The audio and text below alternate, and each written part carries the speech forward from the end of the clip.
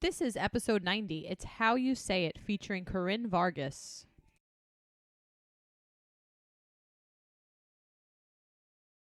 Hey everyone, welcome to another episode of SLP's Wine and Cheese. I'm Maria. I'm Deb. And welcome our special guest, Corinne Vargas. Hi, Corinne. Everyone. Hi there. How are you? Good. Just sitting here with our wine. Deb, you have wine? I know Corinne I do. does. You want me to go first?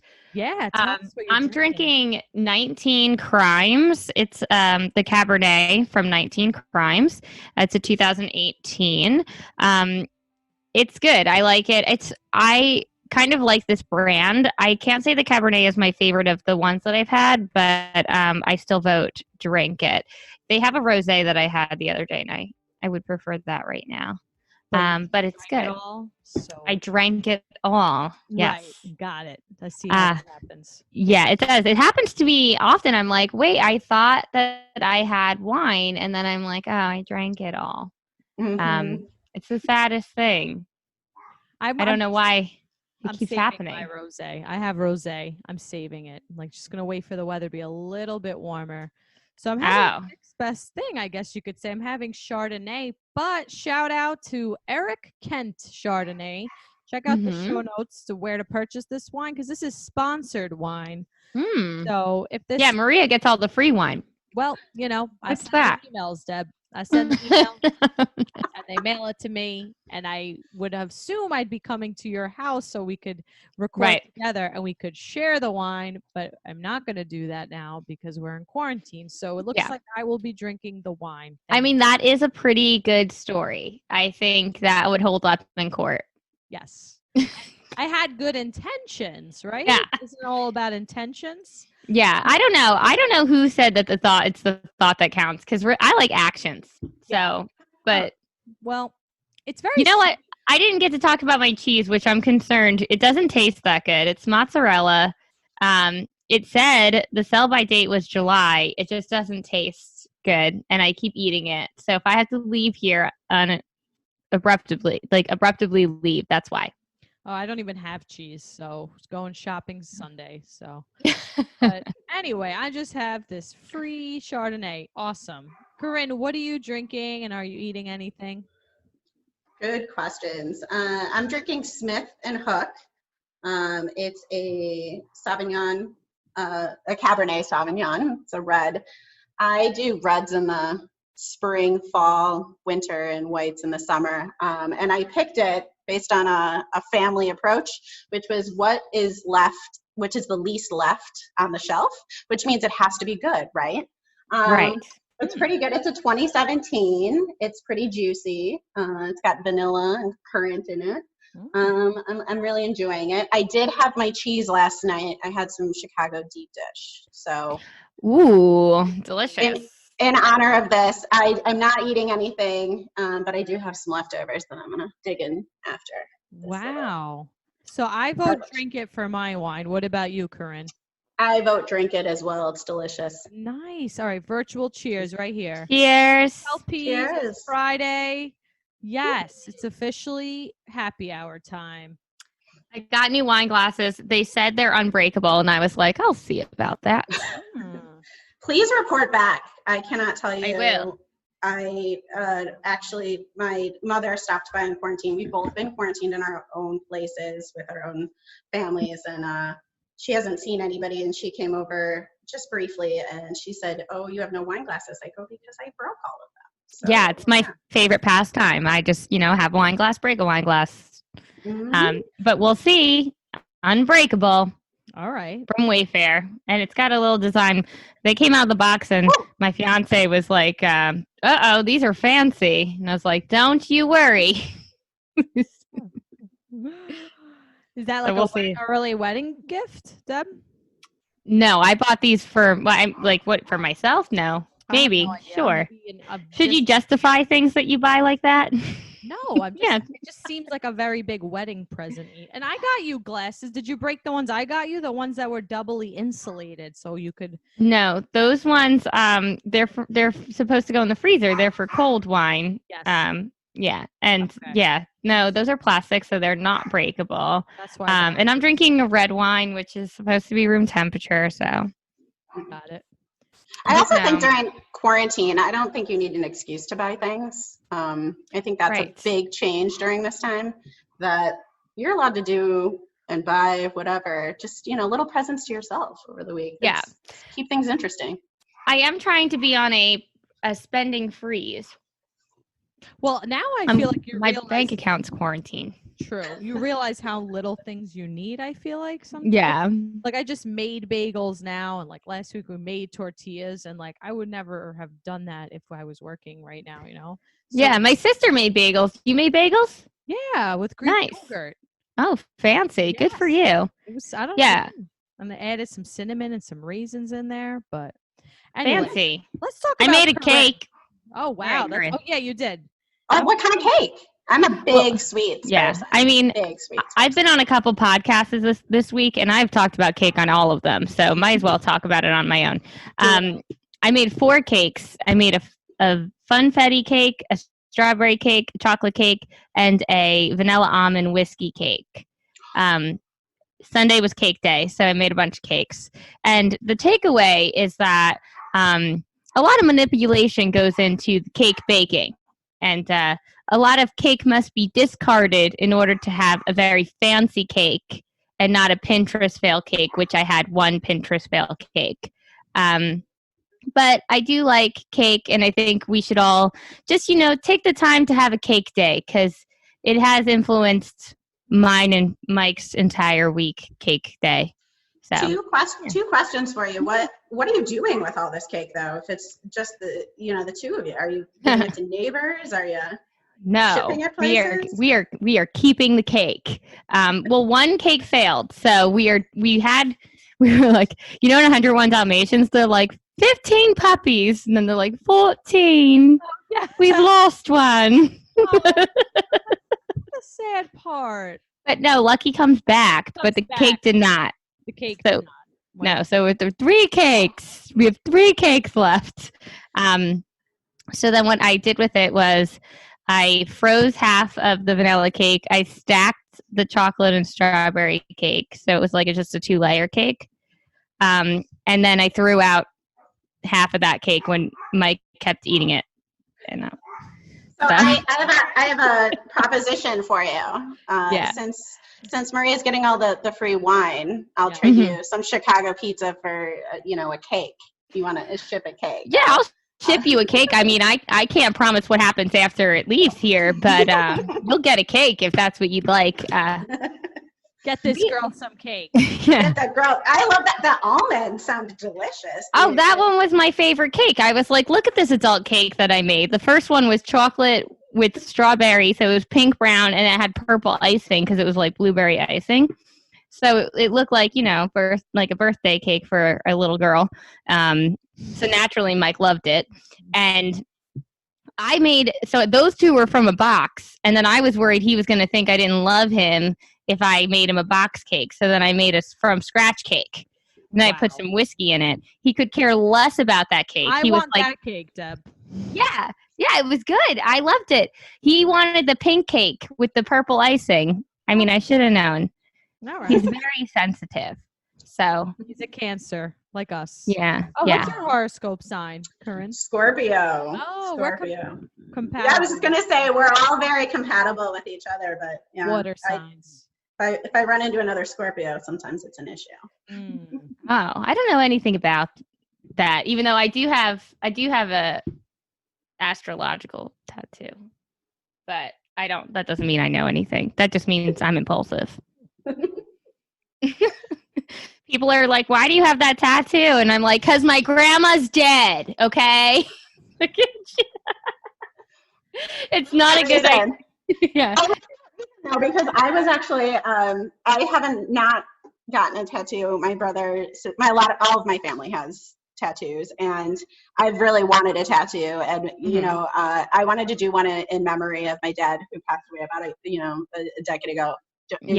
It's good, but just know that's what's going to happen. Exactly.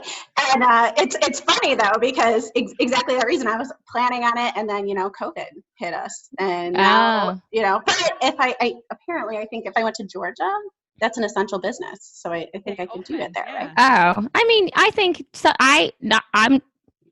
This advice shouldn't come from me because I rarely wait for anything, but you can probably wait for that.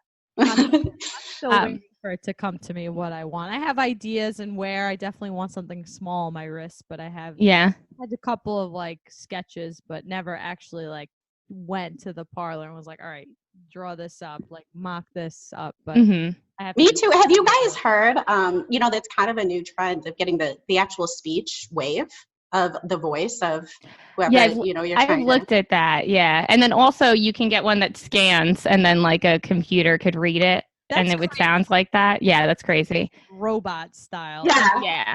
Like that tattoo will just remind me of acoustics, and I feel like I don't want to ever. Yeah, no, I don't even like that class. Yeah. Exactly. Since we're on this topic, I will say today is May 1st, and so this is the 2-year anniversary of my grandmother passing. So cheers to her. Cheers. So today is the day. Yeah. I need more wine. And today was supposed to be the first day. So this was supposed to be our first day starting the podcast. But then it was like a lot obviously was happening with me. And then so 1 week from today is the 2-year anniversary of SLP's Wine and Cheese, May 7th. Yes. So Deb, do you want to do stuff? And then I can go get us some more wine to also celebrate. Yeah. Okay. So I can, So, I'll be back, everyone. Maria will be right back. So it's just, this always is like a bittersweet time of year for me. I think that I knew that, my grandmother was passing soon. So I first bought a puppy. His name's Frankie. He's 2 years old, obviously. So I bought a puppy and I started a podcast, and that is what really like helped me not like, I mean, it's important to acknowledge your feelings, but I think it was also important for like other things to come from that time. So it was like, I got a puppy, I started a podcast, I said goodbye to a very important person in my life. And it was just like a signal of change, I think. So we have to celebrate our 2-year anniversary this month. Maybe we'll do a virtual party since we can't do a real life one. Maria, I can't hear you at all. Oh, no. Oh, there you are. You're back. Okay. I'm back. She's back. I'm back, everyone. I was like, let's get more wine to cheers. More wine to cheers with. Cheers. Cheers. Yes. So wait, Corinne, did we meet at ASHA? We did very briefly. So I got to step away from my booth shortly to come over and say hi. And actually, if I'm going to be honest, I was intrigued by the wine. Mm-hmm. Well, and then that I was came intentional. Then you guys had quite the following around your little booth there, table, and there was a line, and you were very popular. Our booth was a party. It was a party. It was absolutely a party, which I joined briefly. I ran through and I was like, this is pretty cool. I loved the rhyming aspects. And then I was like, who doesn't love wine? And who doesn't love being a speech pathologist? So it all works, right? Yeah. So I got my little sip of wine and then went back to my booth and emailed you guys right away and was like, we all have to connect because there's just too much fun to be had. But Deb, as you were saying, as we talk now about COVID and all this craziness that we're going through, I feel like a lot of good change comes out of like hard times, and going through those things really gives you perspective. So I'm super sorry that happened, but actually it's along the same lines what you were talking about. When my dad passed away, I actually made a huge career change because I was like, life's too short. I was before I became a speech language pathologist, I was an actuary for about 7 years, and then realized, what, I don't love this. I want to do something that helps people, and that's when I made the change. And that was actually a huge precipice for that, almost like the courage to move forward. Yeah, because something changed in your life, like something that was like a vital piece. So your choice is like, I think it's difficult to do your ordinary life when a big change has happened. So for me, I think it's easier if a big change happens that's outside of my control. I could probably like contribute to that change by making a choice. So just like you did. Yeah. And it boils down to, what's important to you. It kind of gives you a weird perspective in terms of, what are the essentials? We had talked really briefly before we jumped on about, the simplicity of life now and in many ways. And it just gives you perspective on what do I want to do? What am I passionate about? And, I'm also going to get a puppy, I believe, this weekend. So. Oh, good idea. Always an advocate. You definitely should get a puppy. If anyone wants to get a puppy and you're like, I'm on the fence, call me. I will be that voice of reason that says 100% get that puppy. So there's a lot of similarities. It's funny. One of the silver linings of this situation is here in Chicago. I was actually trying to foster some dogs because my family all has dogs, and it's important for us to all be able to socialize those dogs. Well, my mother and my sister's dogs are not the most social dogs, so I wanted to foster to make sure they all got along and we could all hang. Yeah. But there's no dogs to be fostered here in Chicago. Yeah, that's been happening because lots of people now are signing up so that they don't have to like quarantine alone. Because we're always on those lists. They don't like that I have a 13-year-old Yorkie. They think that their dogs are going to hurt my Yorkie. I'm like, you should meet my Yorkie. Your dog should be afraid. But just to say a little bit more about Corinne, I want to give everyone a background. So she earned her Bachelor of Science degree in Actuary Science from the University of Illinois, and she has a Bachelor of Science from Utah State University and a Master of Science in Speech, Language, and Learning from Northwestern University. She is a licensed SLP, and she has her C's. And as she mentioned, she lives in Chicago, and she loves deep dish pizza. I mean, who doesn't? Me, I don't. What? That's what I wrote. No. Think it on deep dish because I like Staten Island and Brooklyn pizza. All right. Let's take it down 12 notches. They're different. They're different pizzas. I went to Chicago around in March of last year where I wanted to go and see Mike perform, and then I booked the wrong dates. Right. Yes, that was funny. Because that's what I do, I can be impulsive too. Just book flights. And Deb's like, how'd you get such cheap flights? And I'm like, I'm so lucky. And I'm like, because I booked different dates. Because Mike was doing a comedy show in Chicago and his tickets were expensive. So he was mad because when you're a comedian, you're like, how much are they paying me? How much will it cost to get there?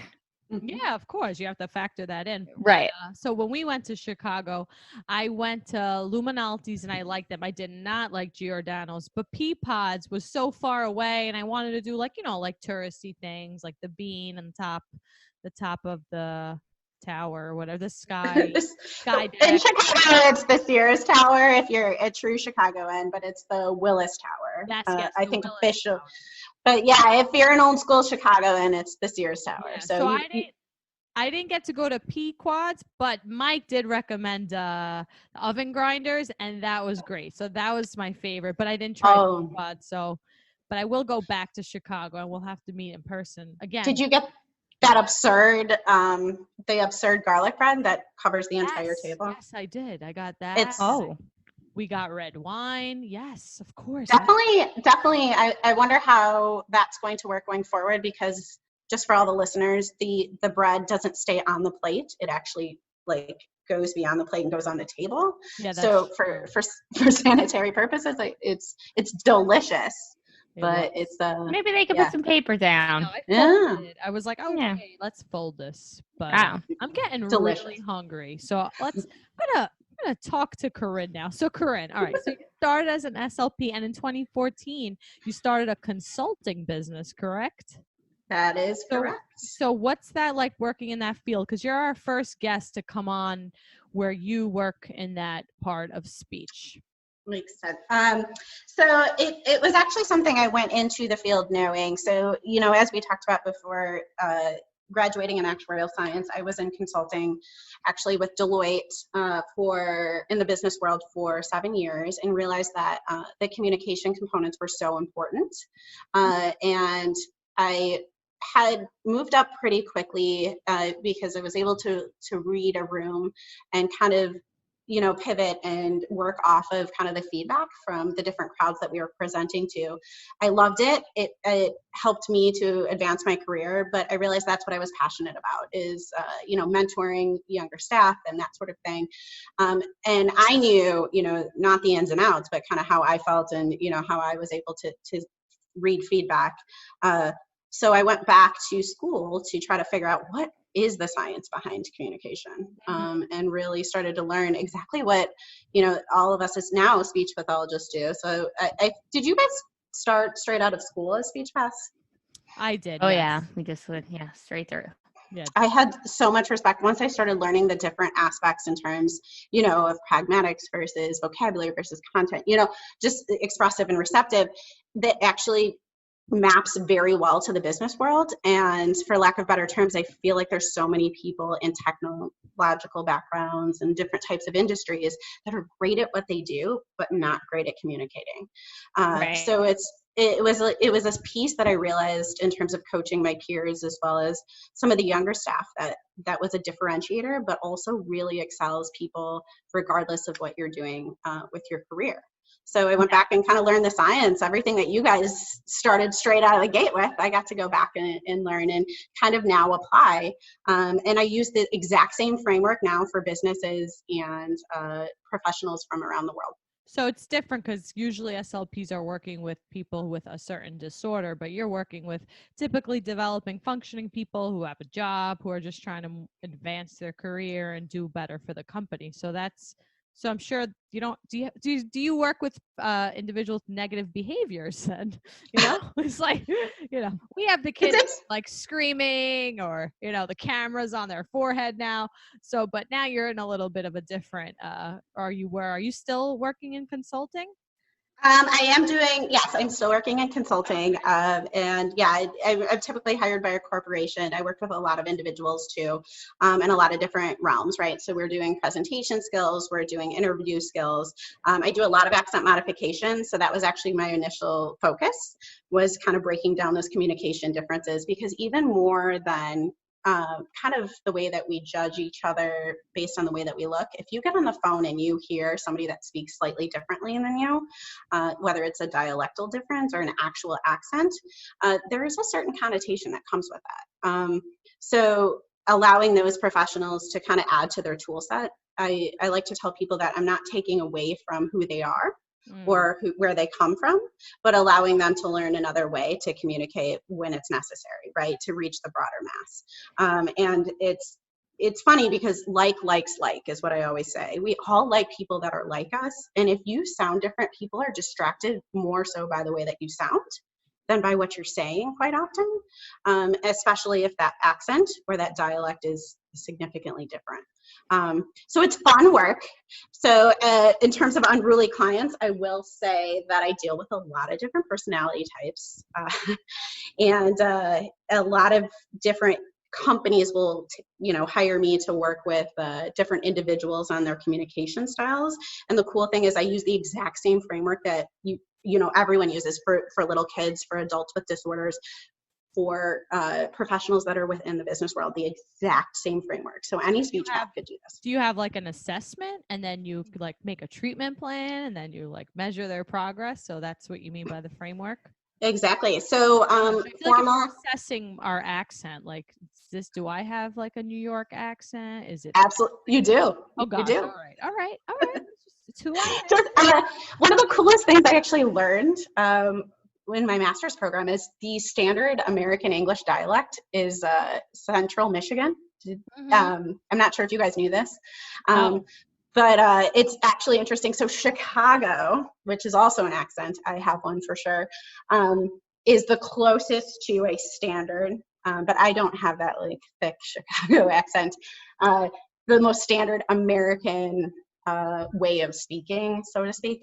But then we have, you think about West Coast versus East Coast, north, like, yeah, north versus south. And actually that was a great story working at Deloitte. I had a client that was from the South, and they had extremely thick Southern accents. And Southern drawl, exactly. A drawl. Exactly. And I was actually an intern, and my manager told me before we got on the call, which just goes to show how important communication is. Again, these are all business people that are math number nerds, which I'm not going to take myself out of that group because I love my numbers. But they prefaced the entire call with, they are going to sound different. They are going to use a different type of way of speaking, but they are smarter than anything. They're going to ask way intense questions. Just be ready for that. So it was really jarring to listen. It took a lot of effort, but at the same time, yeah, I was very distracted. Super smart though. Definitely got put on my heels. So that's an important point to bring up. How? So you're saying, like, although you are a speech language pathologist, you have a consulting company, and that's the keyword, consulting.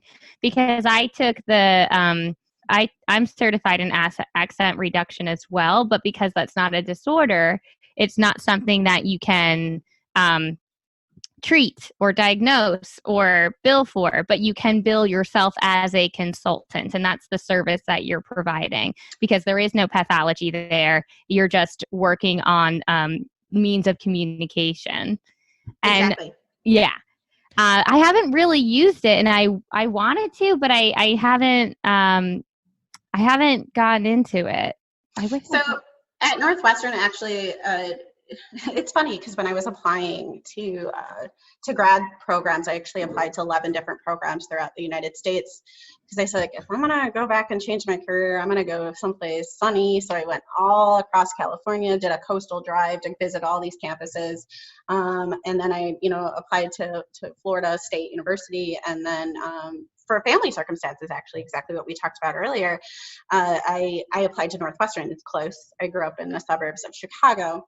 Mm-hmm. And only 2 out of the 11 schools accepted me, but I was very honest for the reasons that I applied was, hey, I want to change, the format of the business world. I want to break down barriers. I want people to be heard for their actual abilities and skill sets, regardless of what, our interpretation of that is. I think that's a good point, because like you mentioned before, you were saying like, that person warned you about the phone call, like, okay, they're going to sound different, but they're intelligent. And that like really shows that as much as maybe we don't want to like pass a judgment on someone's accent, but like, I guess it happens naturally, but like, I would like to see that change, but I think that's going to take a very long time. And it's just kind of like part of society, I guess. Personally, I think I have foreign accent syndrome, where it's like a psychological disorder where you hear an accent and then all of a sudden, like, that's your accent. So like, happens. That happens. Because acoustically, your brain is hearing that. Right. Throwing it back to acoustics, Yeah. I'm like, I've never been to Kentucky, but I sound like it. Well, if you like hang out, I feel like when I go to Greece and I'm there for a month, like I feel like even sometimes, like when I speak English, like the stress is a little different, I don't know, I can't explain it. Or even like if I dream, like I'll dream more in Greek because you're just more immersed in the language. But that's the same thing with the dialect too. Yeah. Like, I was watching Justified last night, and it's like I mentioned, it's based in Kentucky. And after, I'm like, well, what's happening here right now with this guy? What's he doing? And like all of a sudden, but then I'm on Zoom, and all of a sudden, all my cousins from Staten Island, and I'm like, no, you're not listening to me, okay? That's what's happening right here. You're not listening. Like, I am 2 different people within 20 minutes. You bring up a really good point, though. I think speech pathologists are actually very apt to understanding what those differences are, and it's all pattern based. So it's exactly what we're doing, and I went through clinical, I'll manipulate my syntax too. I'll be like, how are you going to tell me you're doing that when you're not actually doing that? How are you going to say that's, exactly. But where's he at? Where is he at? like things like that. Like, I just, often I will say, well, where is he? Right. But depending upon who I'm talking to, I might say it differently. Talking to, yeah.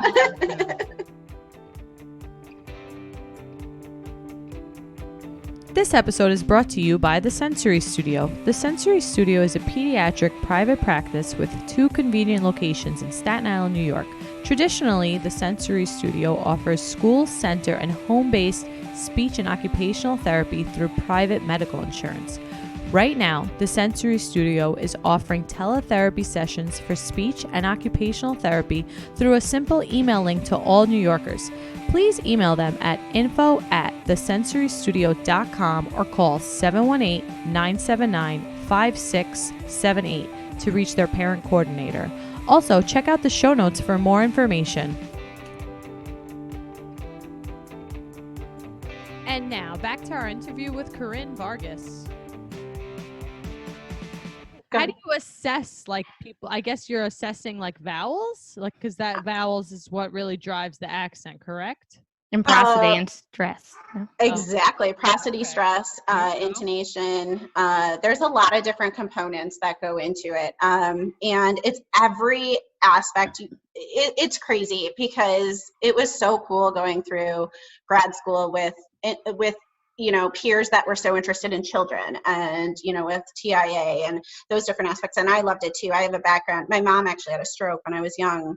And she had to learn how to walk, talk, read, write again. And so there's a near and dear understanding of how important language is. And, she still has some effects in terms of word recall, but that actually kind of translates as well to English second language learners, right? They're looking and they're searching for the word. We all have those issues too, depending on, presentation skills and being nervous and being out of our element. So there's so many aspects that I feel like Speech Pass could jump into if and there's a little bit of fear actually when I talk to a lot of speech paths too that are within schools or working within the pediatric realm. Because they're like dialects, not disorder. Dialects bring people together. Disorders tear people apart. Depth Staten Island is like coming out, and I feel like it's like here to stay. Oh, ready. Would you like me? Do you want me to do a different one? Well, I don't. No. Well, who would you like me to be, Maria? If you could do that one was bad. A down under, an Australian accent. I don't know. I don't know how to do that, but I could say, there they are. Those are my boots, Jerry. You're wearing my boots. Oh, I don't know how that happened. Space love that, because I actually, so even when I hear an accent or when when I'm working with a child or assessing a child, and I'll do that for different individuals or friends or in a consulting basis to keep my skills up, and it's funny because I will emulate what they're doing and then figure out what my tongue is doing, and then use that description or use that feeling to describe it. So like, Dad, when you're doing all these accents, are you thinking about how you're changing, the articulators in your mouth? No. That's no. Not at all. I'm just like, what does that sound like? Am I going to get an email saying that's wrong? And that's a lot of what accent work is about, though, is just like emulating what they're doing, like, just following what they're doing and then figuring out how do I say it the theoretical, non-accented or dialectal way, and then describing that and using your descriptions in their terms. So you're kind of changing it for them. And it's the same thing for content. It's the same thing when we're talking about different individuals, that need to work on, let's just say, pragmatics. So, cross-generational stuff. Right, yeah. You know what I mean? Even, and I don't want to get into politics, but even political situations now, right? When we talk about vocabulary and content, just talking about making sure that we're bringing in, the correct verbiage for whatever, situation we're sitting. Being politically correct. Right. That's semantics, right? Because use the correct vocabulary words. So now you're doing consulting and you also have your smart charts, right? So now you're doing teletherapy. You've transitioned. How did that transition go for you? Yeah. So actually, Smart Charts is a web-based application that actually supports teletherapy as well as in-person therapy, and it's about data. So this brings back my actuary nerdy life. I know as SLP, we're data loving SLP. I have that. Wait, do you want to explain what that is though? Because the only reason why I know what actuary science is because when I went to St. John's undergrad, they accidentally put me in the orientation group of all of the international students, I was like, guys, I'm from Staten Island. I'm not from like another, like it's not that far. I know it's far, but it's like kind of close. You're not from down under. No, I wasn't. But I was with all the international kids, and so many of them were actuary science majors, and they were doing that because they wanted to eventually go into law or insurance. So actuary science is to determine like what it's like how long people have lived, or what is it again? Yes. Good questions. So, I love to explain. I love to explain actuarial sciences. It's okay. So everyone knows what an accountant is, right? Like numbers. Yeah. Yes. Actuarial scientists. Maria's accountant told her to be an SLP. Yes, he did. That's why she's here. So we know about accounting. I need to hear that story. He said it's a good job for a woman. He did. Oh, for a woman, I like it. I know. Anyway, yeah, so accounting, actuary science. Which actually, it's funny, two things there. It feeds into my position a lot because a lot of the professionals that I work with within the business realm, I'm hired to actually deal with different types of social differences and social issues. And it's kind of like I'm hired to help them figure out how to communicate better or appropriately. And when we talk about women versus men, we have actually different expectations for the way that we should actually present ourselves within the business world. It's kind of, I like to liken it to children versus adults. They are very, very different expectations. And it's actually, it's kind of a taboo thing to talk about, but if I can't show that some of these individuals make advances in their communication, then they actually might lose their positions. And I'm kind of like a last-ditch effort. I understand what you're saying, but because of a John Mulaney joke, actually, he told on SNL during his monologue. Did you hear this? He's from Chicago. So he has a joke about the subway in New York City, how it's like he likes the girl voice that's like, next stop is Chambers Street. And then all of a sudden it's a scary guy who's like, stand clear of the closing doors. And he's like, oh, I have a friend who works for the MTA. Why is it like a friendly woman with a surprise? And then a really angry man. And then the MTA worker told John Mulaney that it's been scientifically proven that people will take advice from women, but they'll take warnings from men. Interesting. Wow. Yeah. I mean, he actually had like a whole setup, premise, and punchline. I was just delivering information. That's a good info, though. Yeah.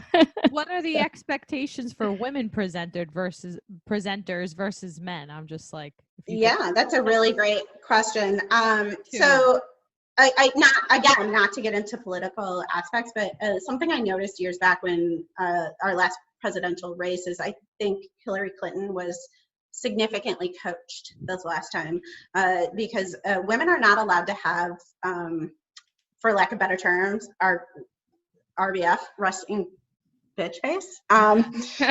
We are not allowed to sit on TV and have just a resting face that does not look welcoming and inviting.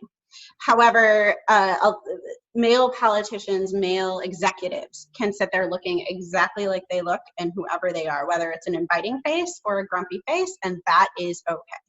And this is kind of just ingrained in our social constructs, but also just the men versus women type of perspective. So getting into a business realm, if you sit there and you don't have an inviting tone, like we talked about tone, prosody, and intonation as a woman, and you're kind of, speaking, I don't know how to describe it. Direct, best in these. Yeah, you have to use different terminology. You cannot say the same thing that a man says without adding some sort of intonation to it, without sounding and having these descriptors that are so numerous for women: bitchy, awkward, bossy, angry. Yeah. So this is interesting though, because this is not like, you are not running an etiquette course. You're not saying like, you're not saying like, this is the best way for women to act. You're saying if you would like to influence people within our society, these are the ideals that have been ingrained within their mind. So if you want to penetrate that, this is the most effective way. That doesn't mean that it's awesome. It doesn't mean that, like, you know, I don't agree. I love that women have to do this. Exactly what we were talking about earlier. It's also like accent, right? We have an innate kind of gut feeling that comes with if we hear something presented one way, in terms of an accent or from a woman versus a man. And those, like it or not, those are accepted on many different levels in many different ways, but we have expectations. And likes like. So that's sounds a little funny, but we like to hear what we're used to hearing. We like to hear something that we can relate to. So it's not about coaching women to be a certain way. It's about actually coaching women to use our, intelligence and our knowledge, but presented in a way that will be received. And again, for me, it's a skill set, just like accent, just like any other aspect. It's like learning Excel or Word or Zoom or PowerPoint. It's something you can take out of your bag of tricks and put it back. You can be yourself across the board. You can take your accent and, switch it to British if you need to for a film, for an actor. But you need to present in a certain way to reach the audience. And it's about making sure that you're achieving your goals. About knowing your audience. Exactly. And relating to your audience. Well said. I'm going to get a cheers to that. Cheers. Yeah. Cheers. The audience. It makes sense that it's all rhetoric. It's like, how are you going to get your point across, and how will you be able to influence people that you're speaking to? And there's a couple little tidbits that I actually love to talk about in terms of men versus women too. So women are actually able to show scientifically 2 different emotions on our faces. And men can actually only show and read one emotion. And we can actually read multiple emotions, but men can only show one. And so oftentimes when we're talking about different circumstances. Men can only show one, or they can only read one? Both. They can only read one and they can only show one. Which emotion is that? Or any emotion. It's just a singular instance. She feels something. There's something happening with her face. She doesn't like it, or she likes it. One of them. Something they're different. It's probably because their brains are hardwired differently than ours, and we as women have more emotions. So just like we're more aware of it and more attuned to emotions. Exactly. That is just our brain, right? That's just how we're hardwired. So. They're like, Mayday, Mayday, Mayday. And they're like, retreat. Come forward with chocolate and gifts. Yes. Something. Also something actually that was super interesting for me to learn a couple of years back is that, so the idea that men look you up and down and scan you within a business realm, women can see the actual like head to foot profile just by looking someone in the face. We can actually see below the belt, but men only have an 18-inch radius. So the reason that they're looking you up and down is actually to try to scan your body communication. So they're trying to understand who you are. Sometimes it's different, of course, but like biologically, they are only really able to, in their visual field, they have tunnel vision. Exactly, 18 inches. So there's a lot of coaching and understanding in terms of, okay, they're not looking you up and down. They're actually trying to figure something out there. I think that makes sense because Michael always be like, where are the keys? I'm like, did you look? Or did you lift anything? Did you maneuver? Did you bend? Did you open your eyes? Any of these things. I have like a checklist on the fridge. Did I bend? Did I bend? Did I lift? Did I turn my head to the left and to the right? Did I lift things? No? Well, a new tattoo, right? That would be a great tattoo. Just the checklist. Yeah, I was put on my forehead. Mike needs that tattoo. All right, so he won't see it. I'll have to look in the mirror. It'll be backwards. Then he'll be like, "This isn't my fault." But along those lines, exactly. So to circle back to what we were talking about, along those lines, there's a lot of data tracking that can go along with these, verbal and nonverbal skills when it comes to communication. So I think one of the hardest things with the clients that I was working with, as we talked about, they're not disordered. Right, like Deb was saying, they're not disordered. It's just communication differences. I think that's a really cool thing with this population as well. They challenge you. They ask you a lot of serious questions, and the answer isn't always I know the answer. Sometimes I have to go back and research. Right? It's not like we're all knowing all the time, and I think that's important too, to be able to tell people, hey, that's a really great question. This is my gut feeling, but let me get back to you and let me circle back with you. So they're able. There's nothing wrong. There's nothing that we're tackling in terms of trying to therapy, make it better. But that was what actually I realized was really hard, not only for my non-disordered accent and business clients and consulting clients, but when I was in graduate school, the idea that visualizing how much progress we're making. I think as SLPs, we're like, hey, great job. Susie, great job, Brian. I had a patient that was 13 years old who had a habituated R issue. And it was the first time he chose to work on it because he was going through puberty. And this was, kind of embarrassing for him. And so we all know that I think R's happen in 13 different contexts. Well, that's a huge undertaking. So the ability, I realized, what's your favorite color, dude? And he was like, green. So I started graphing green, darker, darker, darker. And as we tackled all 13 of those different aspects, he got so excited. So the darker the green, and as we there you go, and targeting that intrinsic motivation. I love it. Exactly, and the visualization component. Yeah, because I think when you're throwing compliments at someone or saying you're doing a great job, that's one thing. But to be able to show that is what's really difficult. So I created Smart Charts. Actually, when I was at Northwestern, I didn't create Smart Charts, the company, but kind of the idea of how do we show them in their own terms and their own way that you're doing a kick-ass job, for lack of better terms, and taking names, and I'm here to support you, and we are working on the same thing. So the idea started when you were in grad school, and then when did you create Smart Charts, when you were like, wow, this is working, like I want to create this? And this is like an episode we had about like taking initiative, like you saw a need for something and you did it. Yeah You weren't like, wow, this doesn't work. Why doesn't it work the way it should? Yeah, and let me break down what Smart Charts is really quickly too. So Smart Charts is obviously it's an acronym that probably isn't totally clear, but with our goals: specific, measurable, obtainable, reliable, and timely, right? And so what the actual app does is it breaks it down into the actual components of our goals and gives you drop downs and perspectives, but allows you to type in the actual skill sets, remembers what you've done historically, and allows you to work off of bank, and then starts to suggest what you might work on with certain populations. It makes your goal writing really fast, but it's also ASHA adherent. And the coolest thing for me was, how do I cut down my time on documentation and actually make this meaningful? So it turns it into pictures for little kids. It turns it into colors. And so when did I to answer your question, Maria, when did I turn this into action? I went back to Deloitte, actually.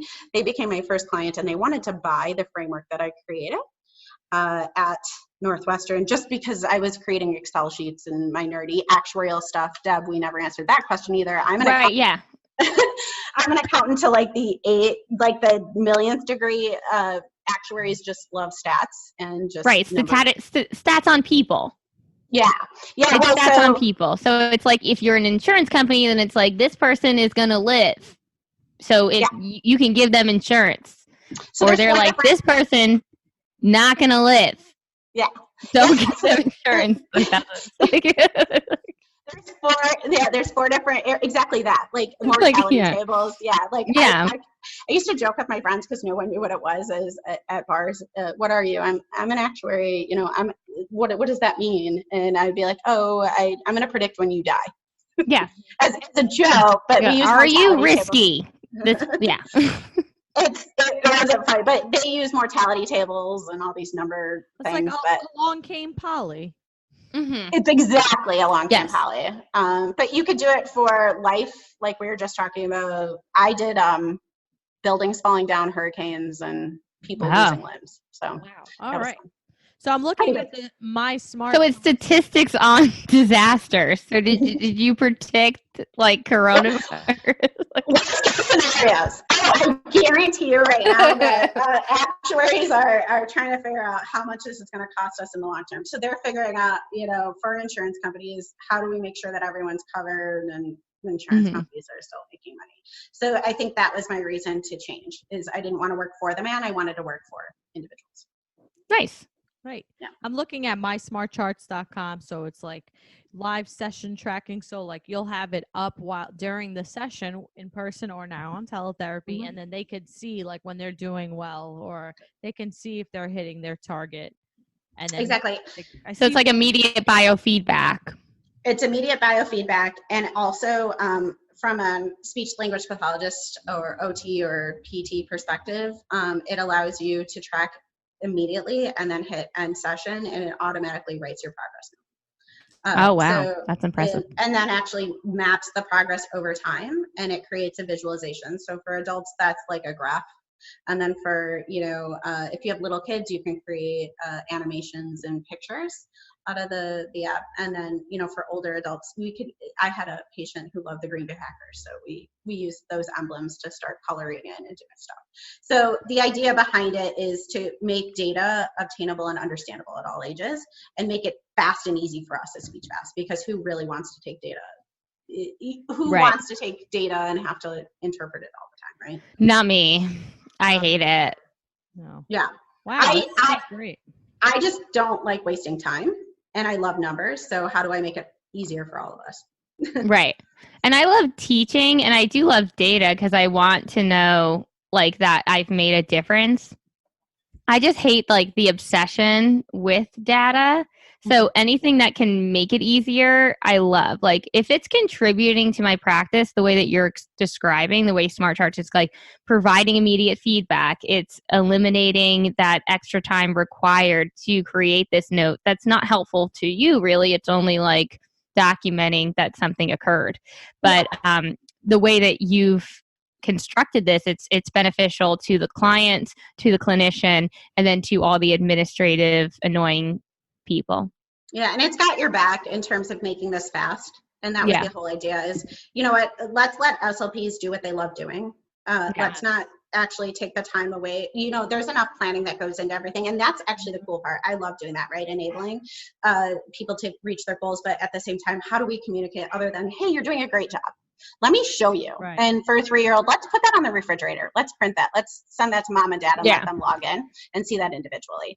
It's also shareable too. So you can share it across a therapeutic or team to show how they're doing in speech versus OT. So sometimes it's important. So it's an app. And then maybe it's I'm gonna download it right now on my iPad.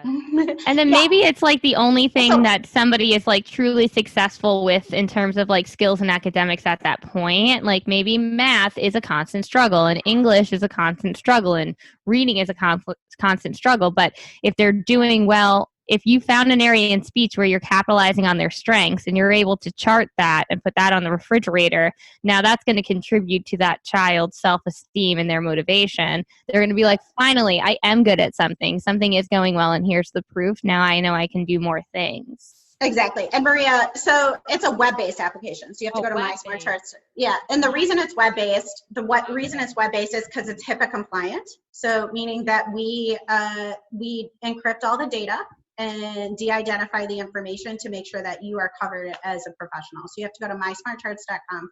But exactly. I see a cool donut, goal number 2, and then there's a donut. Cool.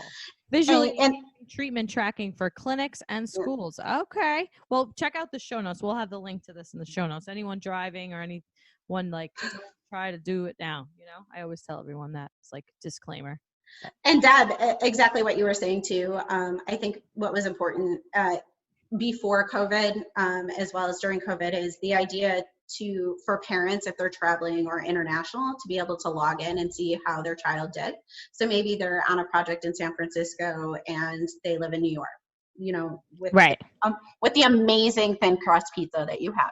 And they can log in and see how their child Susie did, and kind of have that conversation over the phone to reinforce as parents as well. So there's a parent login if you want to share that with parents. It's not required. That's wonderful. Yeah. I don't want to say, like, I don't hate deep dish, but like I don't even like Sicilian slices. But I'm willing to try anything. I'm very open-minded. I will not overgeneralize and be like, I don't want to provide a blanket statement where I'm like, I hate all deep dish pizza. I'm just saying, like, there's one place in Brooklyn, it's called Archie's in Bushwick, and they have deep dish, and it is good, but it's like saturated in butter. So it's like, I know I'm paying for this in many ways. Writing that down right now. Archie's, yeah. It is good. I just wrote it down. And for both of you, I know you've probably answered this previously and I may have missed it, but what is your favorite New York pizza? I like L&B. I like L&B. Actually, no. Artichoke pizza. Final answer. Not going back. Maria's not really from here. She's just bitter about something. Fake pizza. We don't know what has. It's a franchise that has saturated toppings. I think because Maria's like, you know what? I like innovation. So what do I think? I think we should take the pizza and destroy it and put all this crap on top of it so it can't even handle the mass that it's been topped with. So good. It's so no, good. it is. Oh, whatever. Good. It's very good. Agree to disagree. So I like the polar opposite of Maria. I have 3 places I love, and I don't live in a world where I have to choose. Yeah, no, I don't. I don't live in your world. I live in my world where all 3 exist, and I can have them whenever I want. 2 more. I like Nunzio's on Staten Island, and then I like L&B Pizza in Brooklyn. So you get the squares. Yes. You get the square slice from L&B. Yes. Maria and I just have different tastes. That's okay. Yeah, all right. That's fine. I like my favorite. I have number 1. Well, they're all number 1. Joe and Pat's, Staten Island. It's on Victory Boulevard. Very good pizza. It's thin crust. Just perfect pizza. Can't go wrong. Danino's. So if you want a slice, you can go to Joe and Pat's, or you can get a pie. Danino's in Port Richmond, Staten Island, on Morningside Road, I think. Morningstar, yeah. Morningstar Road. That is a great pizza place, and you can only get pies there. I think it's also cash only. And then when you're done, you can go across the street to Ralph Italian Ice, and that's the best Italian ice there is, and that's the original one. Good point. And Danino's, don't go there thinking you're going to eat right now, because you're not. You have to wait. So don't go there hungry. Exactly like Pequod's, but there's a good little establishment next door that you can hang out and have a beverage or a soda. Yeah, that's helpful. Brooklyn does that a lot, like Williamsburg. There's like lots of places you can go to while you're waiting on the line. But then my favorite pizza in Brooklyn, I feel bad it's not Paulie G's. I would say that's number 2 in Brooklyn, but number 1 in Brooklyn is Titono's in Coney Island. They're only open when they feel like being open, and when they are open, the waitress is very mean. So it's great. We've talked about them on the show. That pizza is good. I wouldn't put it on my top 3, but it is good. I wouldn't say no to it. Yeah. Say no to it. I love it. One time we showed up because they're only open like Thursday through Sunday, and we got there on a Thursday, and they just decided to not open, and Mike was furious. Just like, what do you mean? This is what the sign says. Girls, along those lines, I don't personally love hot dogs, but obviously Chicago is known for that. There's a place called the Wiener Circle here in Chicago. Wow. It's on the north side, and actually the entire premise behind it is rude staff. You order certain menu items, and they do very awkward, very mean things, but also a cool experience. Yeah. It's not the way that Chicagoans act, but that's a good Chicago accent there. That's funny. But that's like a gimmick. Like, this woman is authentic. She is just like, her dad bought this place. She's been there for the last 60 years. She doesn't want you touching the soda cabinet. Like, she's on her flip phone. Don't interrupt her conversations to order her pizza. Oh my goodness. It wasn't as mean to us when we went versus when Mike and Deb went, but that's okay. But She was pleasant the last time I went with Amy, but at the same time, I wish she was more abusive. So you know what? Fine. Actually, I think the staff have free reign. It's not, oh my goodness, I'm forgetting the name of the other place that actually was a gimmick. No, this place, they are just allowed to say whatever they want. There's a place called like Dick's or something where people are allowed to be. Yeah, Dick's Last Resort. There you go. Yeah, that's not it. It is. They will. I think being mean is very effective. Going along with what you've said, you're a consultant. It's like, how do you want to get your way as a waitress? You want to get your way in terms of getting higher tips. And I was a waitress for 10 years, and I am not the friendliest person. I mean, people think I'm friendly. I'm really not very friendly. And when I was a waitress, I was quite mean, and I always got the highest tips because we would compete, and whoever was high guy, because when you pool tips as a wait staff, everyone gets the same amount of tips, but if there's any like remainder, like any leftover, whoever was high guy gets that leftover money. So we would all compete to be high guy. And I was always like really mean to people, and I usually won each night. So I think that people because I'm not mean in a cruel way, but if you want to bust someone's chops, if you want to like give someone a hard time, people actually like that. They do. I think actually people really like authenticity in terms of, replying. And that actually has a lot to do with what we were talking about in terms of communication. And that's actually one thing I do want to say to your audience is, no matter what population you work with, I would definitely consider thinking about doing consulting for adults in different situations. Everybody needs a little bit of help in terms of communication styles. And we as speech language pathologists are 100% specialists, if not attuned to understanding and assessing what's going on, whether you're using formal or informal assessments. Maria, I think you asked me earlier, how are you assessing informal assessments? And then I will drill down to formal assessments. But the thing is I think in Chicago, I've mentored a lot of speech pathologists trying to get into the corporate side. There's not, to be very frank, there's a lot of good money there. But I also think there's a lot of value in terms of breaking down those barriers that we were talking about earlier. And I think it's super important to make sure that, everyone is seen for their talents, no matter what age. And even if there isn't a diagnosed disability, I do believe as adults, autism and that diagnosis didn't exist, 20, 30 years ago. And there's a lot of people. It did, just no one really, it wasn't as well known as it is now. Right, and it wasn't as differentiated. Right. I apologize. Yeah, it wasn't as differentiated as it is now. Exactly. And I believe that every speech pathologist is quite literally overqualified to handle these situations and should be super confident about having these conversations and helping people at all ages. We are the communication experts. Exactly. And I think about, I want everyone to think about it in terms of broad perspective, in terms of change, not only for disordered populations that are diagnosed, but in terms of kind of furthering people to enable themselves to get to that next level. So would you like to leave us off with a quote or a mantra? Or we like to end our episodes with a quote? If you could condense all that into a quote. Or if there's something you tell yourself on a daily basis that gets you through your day, or advice you always find yourself giving to other people. You know what? It's actually super simple, is I am enough. Oh, good. That's great.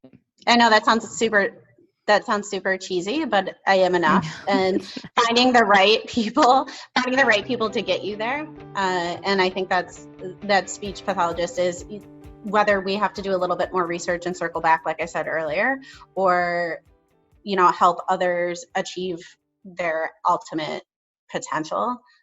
You are enough. It's just getting through the work that it takes to get there. Mm-hmm. Well, that's a great way I feel like we're going to end it on that you are. Yeah. Thanks for chatting with us. This has been one of my favorite episodes. Thanks, Corinne. Thank you so much, Corinne. Absolutely. Thanks, guys. I had a lot of fun with you too. Good. So on my end, good night, everyone. Good night from New York. Ciao. Good night from Chicago. Bye.